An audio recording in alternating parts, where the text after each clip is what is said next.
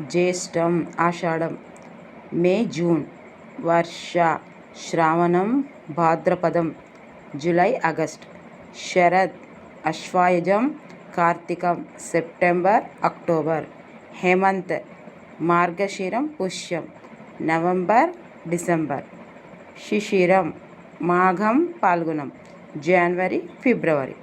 అంటే జనవరి ఫిబ్రవరి. చైత్రం వైశాఖం జ్యేష్టం ఆషాఢం శ్రావణం భాద్రపదం అశ్వాయుజం కార్తీకం మార్గశిరం పుష్యం మాఘం పాల్గొనం.